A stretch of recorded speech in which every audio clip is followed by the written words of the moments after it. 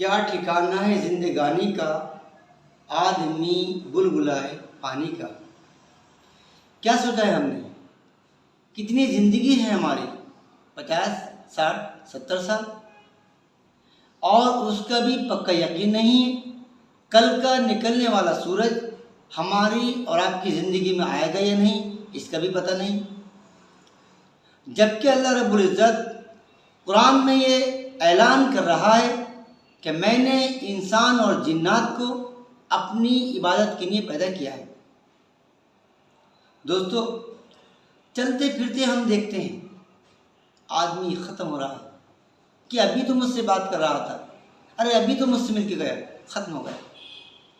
जिस ज़िंदगी का कुछ पता नहीं, जिसका भरोसा नहीं, हमने अपनी सारी सलाहियत उसके पीछे लगा दी है। क्या है हमारी आपकी ज़िंदगी में? अजान हो चुकी है, नमाज की देर है। कल क़यामत के दिन अल्लाह के सामने खड़े होंगे, 5 सवाल होंगे हमसे और आपसे। 5 सवाल। आपने अपनी उम्र कहाँ गुजारी, और जो मैंने आपको ज़िंदगी दी थी, अल्लाह ताला कहेंगे कि उसमें जो जवानी का वक्त था वो आपने कहाँ सर्व किया, और माल कहाँ से कमाया और कहाँ खर्च किया, और इल्म जो हासिल किया था उस पर कितना अमल किया। ये 5 सवाल के जवाब जब तक हम और आप अल्लाह के सामने नहीं दे देते, अल्लाह के सामने से हमारे और आपका कदम नहीं हट सकते। हम लोग समझते हैं कि माल और दौलत इसमें सारे में हम हासिल कर लेंगे, हम कामयाब हो जाएंगे। हरगिज़ नहीं।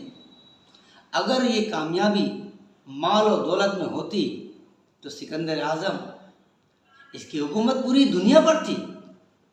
लेकिन जब मौत का वक्त आया तो क्या देखता है?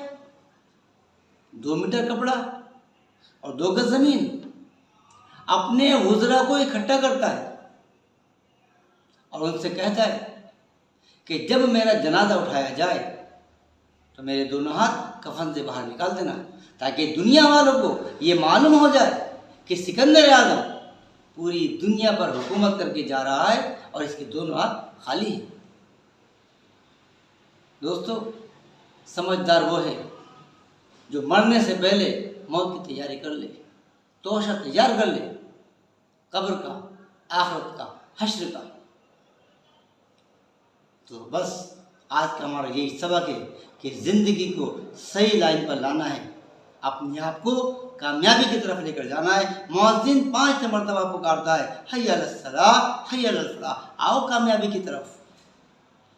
बस अल्लाह से ये दुआ है कि अल्लाह रब्बुल इज़्ज़त हमें और आपको दोनों जहां में कामयाबी अता फरमाए। फिर आपसे मुलाकात होगी। अल्लाह हाफ़िज़।